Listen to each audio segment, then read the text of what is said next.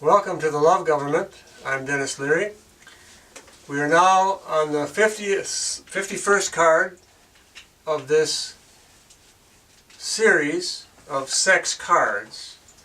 And this card appears right at the top here. In the center top, it's like home base. It's the home card. This is our journey's beginning and our journey's end. So it's quite an important card. In the metaphor of the house, it appears at the top, right up here. We can invert metaphors, change words. And so you can flip this card around so that it's actually this phallus becomes a chalice, and then we're down at here. So these metaphors can change and reverse themselves. That's why metaphors are useful. Anyway, it's at the top, and we come to this place in ourselves where we feel at home. We feel whole with ourselves and with the world, but mainly with ourselves. We kind of find ourselves, we find our ground, we find where we belong, we feel good, we feel safe, and we feel whole. The card is called a sphere. A sphere is a round ball, a sphere. And it is a woman, basically, a woman sign, a spherical sign. And the sphere has two components, two sides, as all of the cards. It's called a sacred sphere or a sacral sphere. Now there's a difference. We're playing with words here and to bring out tendencies by way of contrast. This card is called the holy card, or the whole card, or the holistic card. It's the 51st card in the whole game. And as I say, it's the holy card in the sense of wholeness or home card.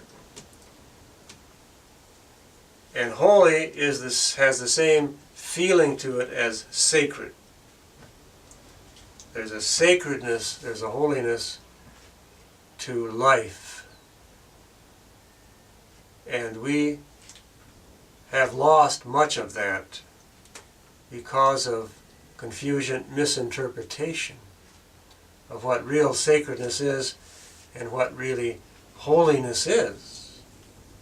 So we've thrown the baby out with the bathwater because holiness and sacredness gets confused purposely. It's planned that way by the agents of evil that don't like that type of feeling. They don't like it. They've lost it, perhaps. It's called the fall of man. You lose that feeling of where you belong. You lose the feeling of wholeness, completeness, fullness, and being holistic, being holy, being whole. And that's called a sacred feeling. In the love government, we are attempting to recover that feeling of love and holiness and sacredness. We understand it sometimes by seeing what it is not. So that's why we have contrast. And the rhyming word or the contrasting word that's being played with here is sacral. Now the sacral refers to the genital area around your hips, your genitals. That's the sacrum. That's the mid part of your body. That's the sacral part. Oh, that's a good part, but it tends to be on the clinical side. You think of the sacrum and you think of anatomy or a textbook or a part of your body. It doesn't necessarily have much to do with sacredness. we are emphasizing the sacred quality of life and of sex. We speak of sacred sex as opposed to sacral sex. In our culture today, since we've lost the sense of holiness, the sense of wholeness, holism, and sacredness, then we tend to fall into the opposite, which is the sacral interpretation of sex, which is more clinical, it's more mechanical, it's more concerned with results and production and a quality of experience. So when we're looking for sex today, we're looking for something we can get. We even have the term, we have sex. We're going to have sex. That's a strange way to put it, isn't it? We already have a sex. We're a man or a woman, right? So why would we say we want to have sex? Something we already have. What it really means, we want to get something out of it. We want to have a special experience that we think we're going to get through having sex. But it's self-contradictory, and we're never going to get it that way. If we're trying to get something, trying to grab onto something, trying to have something, like I'm going to have sex, it's self-contradictory because it implies that you don't have it. And if you keep trying to have it, you're never going to get it that way. It's always going to be the carrot in front of the jackass. So sex becomes like that. You have one great experience of sex and you think that's it, and that's wonderful, but it's not enough. You want to have it again, and again, and again, and again. And it burns you out eventually.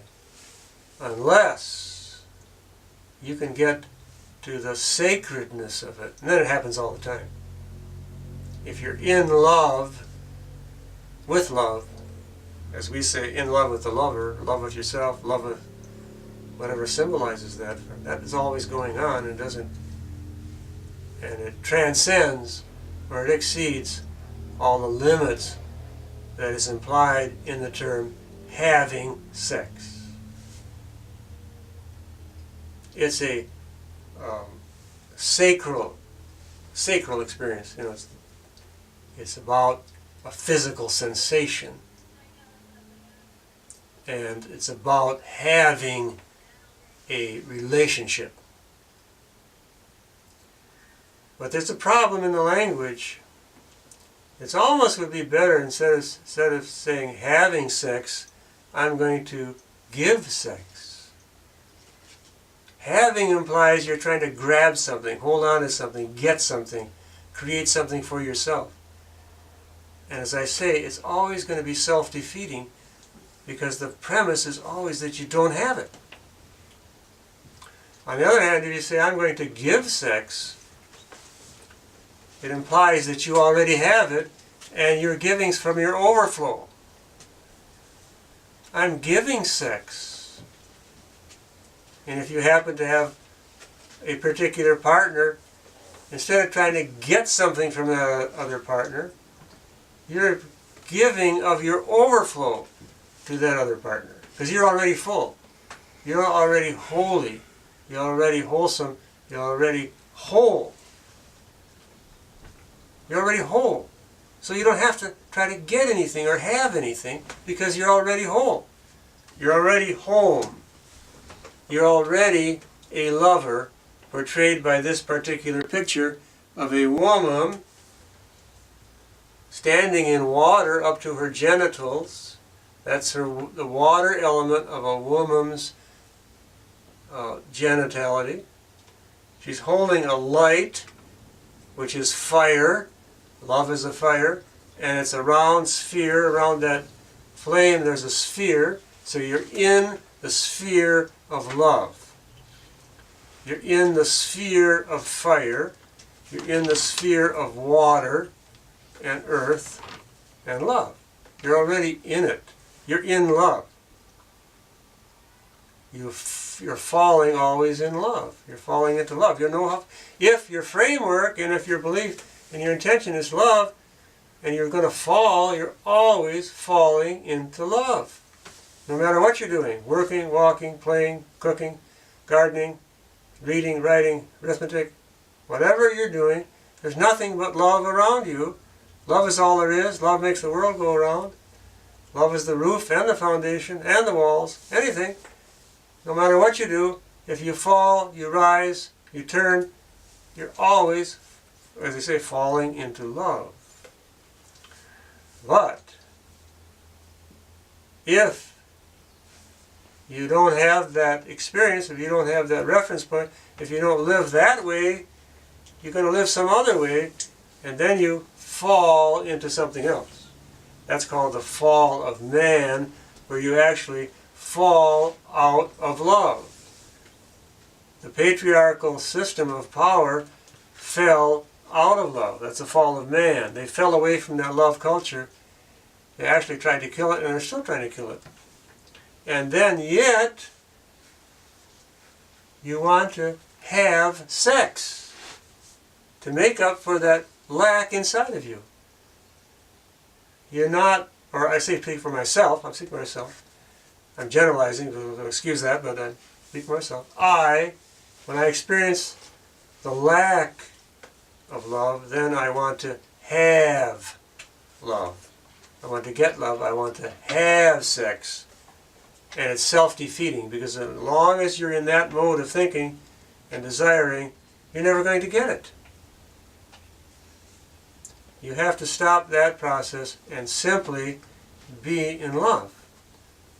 Ask for love. That's what I do. I ask for love. I do actions that are going to invite love in.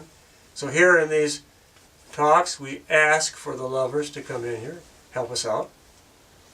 And they do. We ask for love.